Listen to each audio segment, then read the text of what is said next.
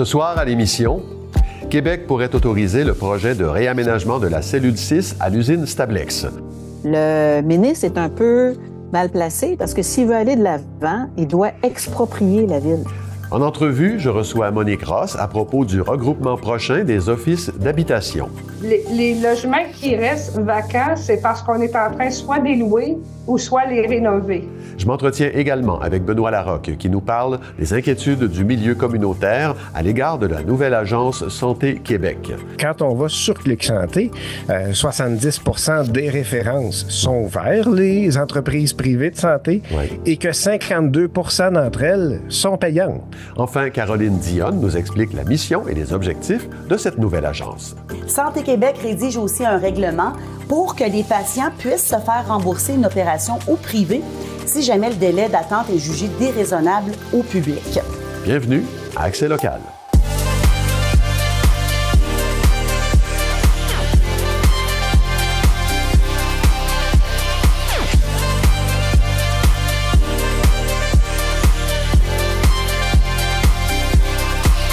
Mardi 10 décembre 2024, bon début de soirée, c'est Claude Desjardins en compagnie de Clara Maté-Jeannet. Bonsoir Clara. Bonsoir Claude. Clara, le gouvernement pourrait donner le feu vert au projet de réaménagement de la cellule 6 chez Stablex.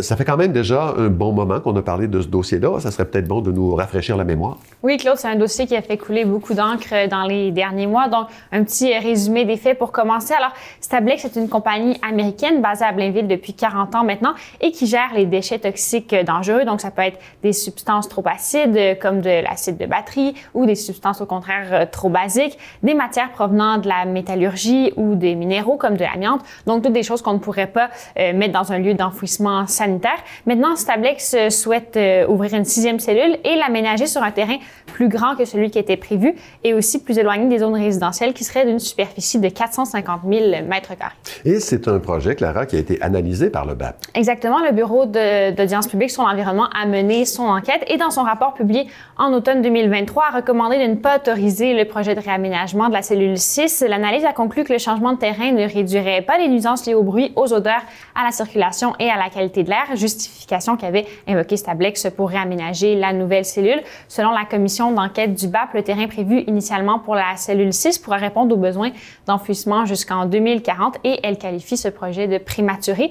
Le rapport recommande aussi au gouvernement québécois de réaliser un état des lieux sur la gestion des matières dangereuses résiduelles, prenant en compte l'évolution des réalités environnementales et territoriales. Ce qu'on sait moins, Clara, c'est que le ministre de l'Environnement, en l'occurrence Benoît Charette, n'est pas tenu de suivre les recommandations du BAP. Il a même partagé son intention de donner le feu vert à Stablex. Tout à fait, Claude. Même si le projet n'est pas encore officiellement autorisé, M. Charette a fait savoir qu'il était favorable au projet sous la justification qu'il y a urgence d'agir avant que la cellule actuelle ne soit pleine. Notre demande d'entrevue à M. Charette n'a pas reçu de réponse. Selon Martine Ouellette, chef du parti Climat Québec, le ministre de l'Environnement se retrouve présentement dans une situation inconfortable. Le ministre est un peu mal placé parce que s'il veut aller de l'avant, il doit exproprier la ville. C'est pas rien, là. Et exproprier pour mettre des déchets toxiques, c'est pas une tellement bonne raison. C'est pas une raison qui est socialement acceptable du tout.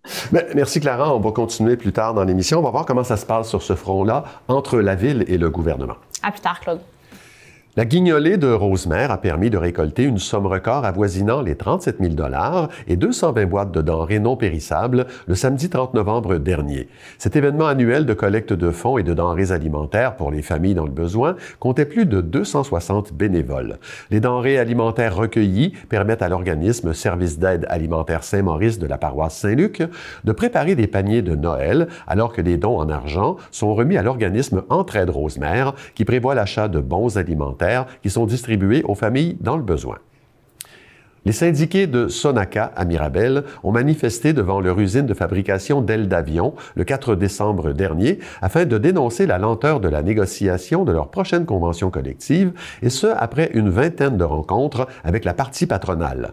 Benoît Pépin, président du syndicat des travailleuses et travailleurs de Sonaca Montréal CSN, affirme qu'il n'est pas normal que les employés soient payés 14 $ de l'heure de moins que dans les entreprises aéronautiques de la région des Laurentides. Les membres du syndicat ont voté à 98 % pour la grève à exercer au moment jugé opportun. À compter du 1er janvier, 8 offices d'habitation de la région seront regroupés de manière à n'en former qu'un seul, l'Office d'habitation des Laurentides, à qui l'on confiera la gestion de 1114 logements répartis dans une vingtaine de municipalités. J'en discute avec Monique Ross, actuellement directrice générale de l'Office d'habitation de Saint-Jérôme. Bonsoir, Madame Ross. Bonsoir, M. Desjardins. Bon, je précise tout de suite qu'à part le vôtre, il y a les offices d'habitation de Laurentides, Haute-Laurentide, Pays d'en Haut, Prévost, Saint-Hippolyte, Sainte-Sophie et Saint-Colomban. J'ai eu beau chercher, Madame Ross, j'ai pas trouvé de véritable opposition là, à cet exercice-là. Ça fait vraiment l'unanimité? Oui, disons que c'est un regroupement qui s'est fait dans la facilité. Ouais. Il y avait une belle énergie autour de la table.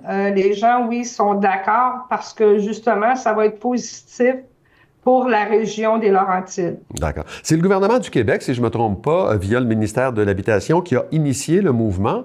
Mais est-ce que la demande venait des organismes comme le vôtre? Disons que c'est en septembre 2023, le gouvernement, la Société d'habitation du Québec, a fait le tour des régions parce que leur volonté, c'était de regrouper les offices. Vous savez que déjà, depuis un certain temps, il y avait des regroupements qui avaient été faits. Et là, on cherchait à regrouper des offices de moins de logements pour justement que ce soit plus efficace pour notre clientèle. Et nous avions la possibilité d'aller avec d'autres organismes, mais c'était à notre choix. Donc, c'est pour ça ici, on a décidé de se joindre ensemble. OK. Bon, là, je tiens à préciser, on parle pas des offices, on parle des offices municipaux d'habitation, pas des coopératives, on parle pas des OSBL aussi qui œuvrent dans ce domaine-là. On s'en va néanmoins vers une centralisation là, de vos services. C'est la bonne chose à faire, selon vous? Oui, parce que comme il va y avoir une économie et aussi c'est dans le but de bien desservir la clientèle. On sait que les petits offices comptent moins d'employés.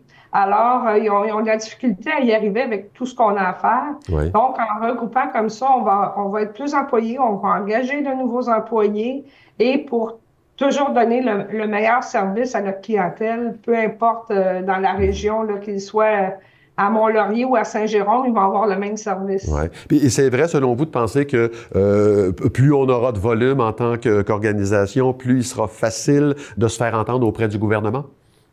Oui, effectivement, parce que les offices de plus de 1000 sièges, disons que la Société d'habitation favorise, on a des privilèges qu'on n'a pas quand on est un office, exemple, de 15 de 15 logements. Là. Alors, avec 1000 logements et plus, oui. Et en plus de ça, on a 838 logements PSL. C'est avec des propriétaires privés. Donc, ça devient un gros office. OK. Eh bien, des logements abordables, disponibles, est-ce qu'il y en a? Bien, il faut toujours être sur une liste d'attente. Oui. Les logements qui restent vacants, c'est parce qu'on est en train soit de les louer ou soit les rénover. Et ça aussi, là, c'est en étant un office de 1000 logements, on va avoir plus de facilité à avoir du budget de la SHQ pour faire nos travaux parce qu'on va avoir aussi notre propre centre de service. OK. Simplement parce que vous serez un organisme plus gros, ça va permettre de faire ça. Bien, ça va être plus efficace. OK. Et puis, vous dites, bon, que ce regroupement-là émane d'un désir de maximiser la gestion des logements disponibles ou à redistribuer. Je suis peut-être naïf, mais est-ce qu'il y a une différence entre les deux? Un logement disponible ou un logement à redistribuer? Ben non, dans le fond, c'est la même chose. Oui. Les logements disponibles, c'est soit parce qu'il y a eu quelqu'un qui vient de quitter, ou, comme je vous expliquais, il y a des logements qui sont restreints parce qu'on a besoin de travaux à effectuer, donc on ne peut pas les louer. Okay. Il y a aussi des logements qu'on utilise quand on a des gros travaux, pour pouvoir justement donner un logement aux personnes, à nos locataires, le temps d'effectuer les travaux. Alors, c'est pour ça, des fois, il y a une petite gymnastique qu'on fait avec nos logements pour assurer toujours que les gens ont un toit sur la tête. Là. Oui. Bon, il n'y aura qu'une seule direction générale pour l'Office des Laurentides, mais est-ce que chacun des offices actuels va devenir une espèce d'antenne de l'Office des Laurentides? Qu'est-ce qui va en rester, en fait? Bien, disons que le centre la place d'affaires va se situer à Saint-Jérôme et on va avoir aussi des points de service. Oui. Genre à Pays-d'en-Haut, à Mont-Laurier et à Mont-Tremblant, on va avoir des points de service pour desservir la clientèle qui est dans ces endroits-là. Le conseil d'administration va aussi être composé de conseillers municipaux de tous ces endroits-là. Et il va y avoir aussi des locataires, 3 locataires, en plus de 3 socio-économiques. Donc, ça va couvrir tout le territoire, là. Il n'y a pas personne qui va être mis de côté. Va être obligé de se déplacer non plus. Écoutez, c'est tout le temps qu'on a, Mme Ross. Vous êtes directrice générale de l'Office d'habitation de Saint-Jérôme. Bonne chance pour la suite et bonne transition. Ça va se faire à partir du 1er janvier. Merci d'avoir été avec nous. Bien, merci beaucoup. Au revoir. Au revoir. La Ville de Blainville annonce que l'atelier mécanique du service des travaux publics a obtenu la certification environnementale Clé verte, mention platine. Cette certification témoigne de l'engagement du service à réduire son empreinte écologique et à intégrer des mesures environnementales dans ses opérations. La certification Clé verte est un programme environnemental géré par Nature Action Québec. Ce programme vise à reconnaître les ateliers de service de véhicules qui adoptent des pratiques exemplaires en matière de durabilité. L'opération Nez Rouge a enregistré près de 600 raccompagnements dans les Laurentides lors de la deuxième fin de semaine de son édition 2024, des données en hausse par rapport à l'an dernier. Laval et les Basses-Laurentides dominent avec 308 raccompagnements, suivis de Saint-Jérôme avec 146. La participation bénévole a également augmenté, contribuant au succès de l'opération dans la région. À l'échelle provinciale, ce sont 3 932 raccompagnements qui ont été effectués cette fin de semaine, portant le total à 5 845 depuis le début de la campagne. C'est le 1er décembre dernier que la nouvelle agence Santé Québec est entrée en fonction. Qu'est-ce que c'est Santé Québec? À quoi ça va servir? Bien, je me tourne vers Caroline Dionne. Bonsoir, Caroline. Bonsoir. Alors, expliquez-nous tout ça. Certainement. Santé Québec, dans le fond, c'est l'élément central de la réforme du système de santé de Christian Dubé. C'est une nouvelle société d'État qui a été mise en place par le ministère de la Santé et des Services sociaux après la fusion d'une trentaine de CIS et de CIUS. Bon, quand même, les établissements vont toujours être dirigés par un PDG, mais qui relève de Santé Québec. On va laisser tomber les acronymes CIS et CIUS, ça va disparaître. Ça va être remplacé par Santé Québec Laval, par exemple. Oui. Je donne un exemple. Alors, l'agence Santé Québec est responsable des opérations du réseau de la santé et des services sociaux depuis le 1er décembre, mais le ministère de la Santé continue quand même d'exister. Son rôle va être plus la planification, les orientations et le budget du réseau de la santé. Alors, la présidente et chef de la direction de Santé Québec, c'est Geneviève Biron, qui était auparavant chef de la direction de Biron Groupe Santé, qu'on connaît, qui sont des leaders des soins de santé privés au Québec. Le vice-président, qui a un long titre, exécutif aux opérations et à la transformation de Santé Québec, c'est Frédéric Abergel, qui, lui, vient du public. Alors, il était PDG du CIUS du nord de l'île de Montréal avant de diriger le CHUM. Et aussi, il faut savoir que Santé Québec comprend un conseil d'administration formé de membres indépendants. D'accord. Et quelle est la mission? Quels sont les principaux objectifs de Santé Québec? En fait, Santé Québec s'est donné comme mission de redresser le système de santé publique. En fait, c'est pas une mince affaire. On va se coordonner aussi avec les établissements du secteur privé pour tenter de diminuer les coûts et le temps d'attente pour les patients. Parmi les priorités de Santé Québec, on veut un meilleur accès aux soins de première ligne, notamment aux médecins de famille, et une réduction de l'attente en chirurgie. Parce qu'il faut savoir qu'il y a quand même plus de 2,3 millions de Québécois qui n'ont pas de médecin de famille présentement. C'est beaucoup. 160 000 Québécois qui seraient en attente d'une chirurgie, dont 11 000 depuis plus d'1 an. Alors, le ministre de la Santé a aussi donné comme mandat à Santé Québec de réduire ce nombre-là, le 11 000, à 2 500 d'ici quelques mois. Pour arriver à ça, on va déployer une équipe d'experts en chirurgie pour implanter les meilleures pratiques dans les hôpitaux. Santé Québec rédige aussi un règlement pour que les patients puissent se faire rembourser une opération au privé si jamais le délai d'attente est jugé déraisonnable au public. Donc, Santé Québec devra aussi réduire les dépenses de 1,5 milliard de dollars. C'est beaucoup d'ici mars prochain à la demande du gouvernement Legault parce que c'est le déficit projeté des établissements de santé pour l'année 2024-2025. Le ministre Dubé a dit que de retourner à l'équilibre budgétaire, c'est non négociable, mais il a quand même admis timidement que ça pourrait avoir un impact sur les services. Mais il a promis d'en minimiser la portée. Pour ce qui est du plan de match pour transformer le réseau, ce sera dévoilé dans les prochains mois. Et Geneviève Biron est très confiante de pouvoir redonner aux Québécois confiance en leur système de santé. Elle a publié une lettre le 1er décembre et elle dit qu'elle va supprimer les silos pour éviter les tâches qui sont répliquées et pour que les meilleures pratiques soient partagées partout. Parce que des fois, il y a des initiatives locales qui sont vraiment excellentes et elle veut en fait les partager partout. Elle dit qu'elle veut amener du positif tant dans le réseau que dans la population. Bien, on espère que ça va fonctionner. Quelles sont, Caroline, les réactions de la classe politique, des syndicats? Le chef du Parti québécois, Paul Saint-Pierre Plamondon, a dit qu'il observait en ce moment à quoi sert Santé Québec pour prendre une décision par rapport à cette structure. Il dit que si ça sert de paravent pour des coupes, sans que le ministre n'ait à répondre d'une décision qui est à proprement parler politique, il demeure être convaincu. Du côté du président de la Fédération des médecins spécialistes du Québec, le Dr Vincent Oliva, il se dit préoccupé du rôle de la société d'État. Même si pour lui, une rigueur budgétaire, c'est pas une mauvaise chose. Par contre, il veut qu'il reste une marge de manœuvre pour pas nuire au progrès de la médecine. Et on souhaite que Santé Québec apporte un regard nouveau avec une vision d'efficacité dont le réseau a besoin. Les syndicats, quant à eux, eh bien, ne sont pas tellement emballés par le projet de Santé Québec. On peut dire ça globalement. En conclusion, le réseau de la santé a subi plusieurs réformes. Est-ce que ce sera la bonne? On l'espère. La patronne de Santé Québec affirme que c'est pas un sprint, hein, c'est un marathon. Voilà. Alors, ce sera à suivre. Merci, Caroline. Bienvenue. Le regroupement des organismes communautaires des Laurentides avait déjà exprimé ses réticences quant à la création de Santé Québec, cette instance qui a désormais la responsabilité de gérer les activités du réseau de la santé et des services sociaux.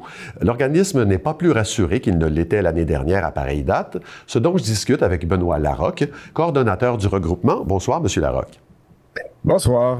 Écoutez, on ne connaît pas encore la culture de cette organisation-là, qui est dirigée par Geneviève Biron, qui est en fonction depuis le 1er décembre, mais vous suggérez déjà qu'on va assister à une gestion déshumanisée et éloignée des réalités du terrain.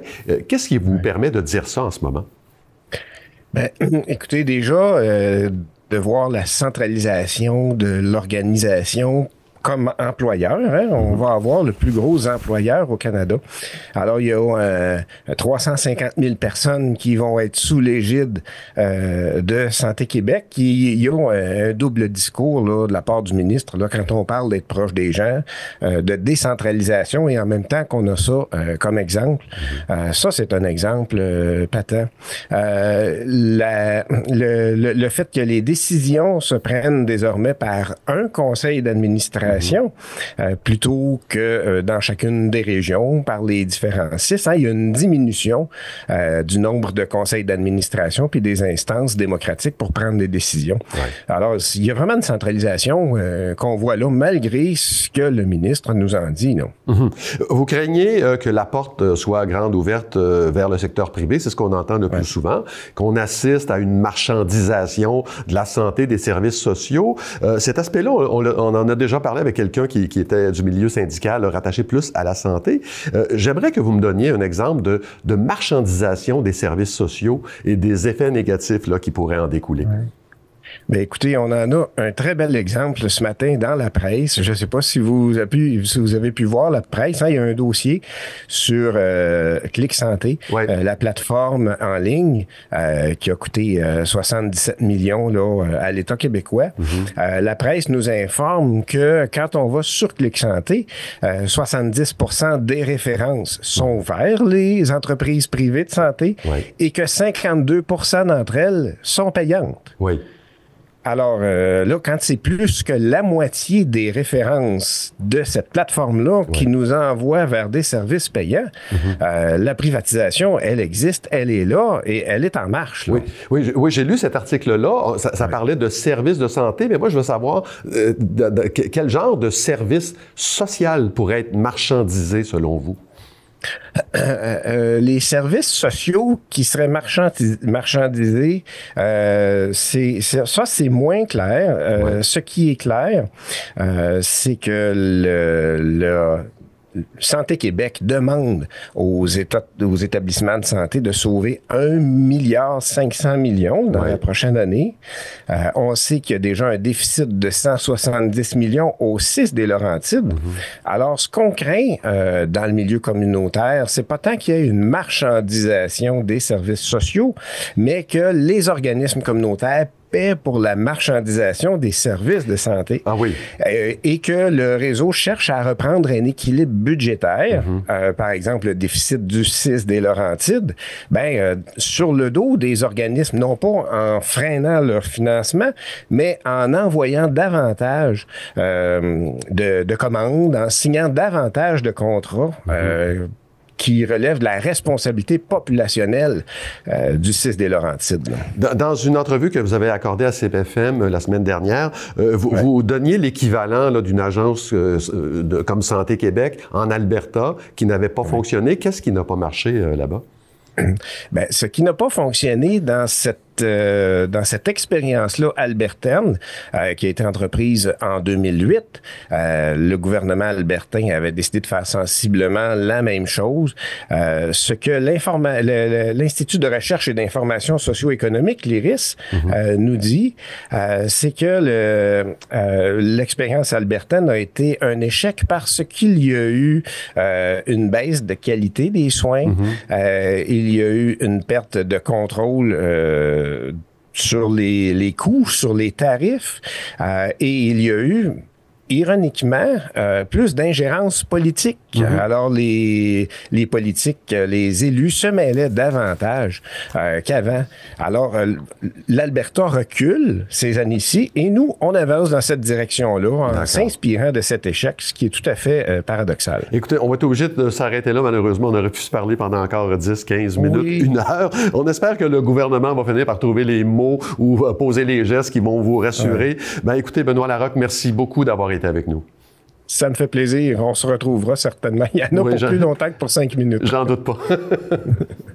Merci beaucoup. À bientôt.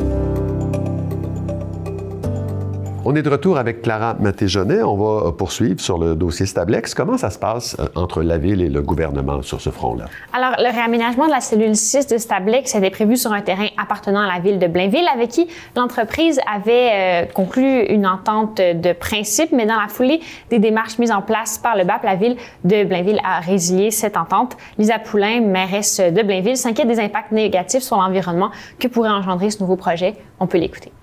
On se rappelle que le site qui est ciblé par l'entreprise est en plein milieu du grand complexe de tourbières de 600 hectares de la ville de Blainville, avec toute la vocation écologique que ce complexe a à jouer sur nos territoires puis pour notre communauté, qui viendrait fragmenter les tourbières en deux. L'été dernier, le ministre Charette a fait parvenir une lettre à l'administration de la Ville, sommant la mairesse de trouver une entente avec Stablex, en laissant entendre qu'en cas contraire, il serait prêt à utiliser d'autres moyens, d'où cette menace d'expropriation. Si cela se concrétise, Mme Poulain explique que la municipalité n'a pas de recours, mais elle affirme avoir fait son possible pour éviter que cela se produise. On l'écoute à nouveau. Donc, dans l'éventualité où le gouvernement décide d'exproprier un terrain de la municipalité, on a fait un avis, bien sûr, on a demandé un avis juridique à cet égard, mais il n'y a pas de mesure là, pour contrer une expropriation de la part du gouvernement. Depuis ce temps, on multiplie les représentations auprès des différentes instances gouvernementales, justement pour consolider notre position, pour faire valoir aussi que selon nous, il n'y a pas nécessairement d'avantage environnemental ou économique de réaliser le projet sur le terrain de la Ville plutôt que de poursuivre les activités de l'entreprise sur le terrain appartenant au gouvernement du Québec. Et pourtant, la position de la mairesse Poulain ne fait pas l'unanimité. Non, la Coalition des citoyens de Blainville a décrit comme mollassonne l'orientation de la Ville dans cette affaire et demande une collecte municipale d'échantillons officiellement endossés par la Ville sur les terrains dont il est question. Selon Martine Ouellette, Mme Poulain est en excellente position pour discuter avec le ministre de l'Environnement et devrait user encore plus de son pouvoir politique. On peut l'écouter. La mairesse est super bien placée pour se tenir debout devant lui et se développer un rapport de force. Et elle a de très grandes chances de gagner face au ministre qui est vraiment dans son tort actuellement, là. Il y a rien pour justifier son action. Présentement, une partie du terrain de la ville dont il est question se trouve sous la protection d'un RCI, un règlement de contrôle intérimaire permettant à une municipalité de restreindre ou d'encadrer de nouveaux développements dans le but de protéger et de mettre en valeur des milieux naturels. Le reste du terrain pourrait répondre aussi aux critères du RCI et sous cette protection, eh bien, il serait bien plus compliqué pour Stablex de développer sa nouvelle cellule à cet endroit. Et quelle est l'opinion des citoyens? Alors, lors de l'audience publique du BAP, 35 mémoires ont été déposées, 20 opinions verbales ont été présentées en salle et une centaine de commentaires ont été déposés par les citoyens et citoyennes. Alors, je fais part des préoccupations principales relevées par la population qui concernent majoritairement l'impact environnemental du projet, l'efficacité du procédé Stablex et l'importation des matières dangereuses résiduelles. J'ai discuté de tout ça avec Marie-Claude Archambault, chargée aux communications de la Coalition des citoyens de Blainville contre Stablex. On est inquiet à ce niveau-là. Contamination avec des sols, des eaux, de l'air et pour la population aussi avec des contaminants qui affectent non seulement la faune et la flore, mais la santé des citoyens. Une des découvertes ayant choqué Mme Archambault avec les géomembranes utilisées pour rendre étanches les cellules d'enfouissement, donc une garantie de 5 ans selon une lettre du fabricant là, que vous voyez à l'écran. D'accord. Et est-ce qu'on a recueilli des échantillons là, à proximité des zones ciblées? Oui, alors une collecte citoyenne a eu lieu il y a un an, chapeautée par le collectif Mères au front de Rivière-des-Mille-Îles. Les résultats ont été analysés par Daniel Green, homme politique et scientifique spécialisé dans le domaine de la contamination par des substances toxiques. Alors, des 11 sites analysés, 10 ont relevé la présence de contaminants dépassant les critères de qualité du ministère de l'Environnement. Pour ce qui est des eaux de surface, dont un des sites dépassait de 320 fois le niveau de cadmium accepté, donc un élément qui est cancérigène. En ce qui concerne les sédiments de surface, ce sont tous les sites qui dépassent les critères. Le gouvernement a aussi mené sa propre campagne d'échantillonnage et a jugé les résultats satisfaisants, même si ces résultats ne sont pas publics, ce que déplore Mme Archambault. De son côté, Mme Ouellette émet des doutes quant à la fiabilité de ces résultats. On peut l'écouter. Imaginez-vous donc, il s'est entendu avec Stablex pour savoir où prendre des échantillons. Puis il n'a pas du tout pris ça à la même place que les citoyens. Donc, c'est sûr que si tu prends un échantillon en amont de la pollution, ben, il n'y en aura pas. C'est évident. Donc, quelles sont les demandes des différents groupes? Alors, le collectif Mères au front demande principalement 2 choses. Un BAP générique sur la gestion des déchets dangereux au Québec, dans le but d'avoir un état des lieux de la situation, et aussi un moratoire sur l'importation des déchets toxiques des États-Unis, parce que Stablex ne gère pas seulement les déchets du Québec et de l'Ontario, mais aussi ceux du sud de la frontière. Alors, la proportion exacte est difficile à prouver. Certains groupes affirment que seulement 20% des déchets traités sont produits en sol québécois, mais Stablex affirme que le taux se situe à plus de 50%. Cette demande de Mères au front est rejointe par les représentantes de Climat Québec et de la Coalition des citoyens à qui j'ai parlé, qui souhaitent un arrêt de cette importation. On écoute Mme Ouellette une dernière fois. Il faut que le ministre trouve un autre site qui est loin des résidences, qui est loin de l'eau souterraine, qui réduise les déchets toxiques du Québec, parce qu'à la source, il faut réduire, qui arrête d'accepter de l'importation de déchets toxiques des États-Unis et de l'Ontario et qui trouve un autre procédé parce que clairement, le procédé Stablex ne fonctionne pas. D'ailleurs, il a été abandonné, là, interdit en Angleterre. Là. Par courriel, un représentant de Stablex a réaffirmé que la technologie de la compagnie pour éliminer la toxicité des déchets est hautement sécuritaire. Stablex a aussi voulu réitérer l'importance qu'elle joue dans l'économie québécoise et vendre son taux de traitement de 100% des matières reçues. Alors voilà pour ce petit résumé de la situation. Claude, on continue donc à suivre le dossier de très près. Ce n'est pas terminé. De son côté, la Coalition des citoyens tiendra une séance d'information le 17 décembre prochain en compagnie de Daniel Green pour expliquer les résultats de leur campagne d'échantillonnage. Merci Clara, on se revoit demain. Au revoir Claude. Ben voilà, c'est tout pour aujourd'hui. Merci beaucoup d'avoir été là. L'émission Montre-moi tes Laurentides suit à l'instant. Bonne soirée à notre antenne.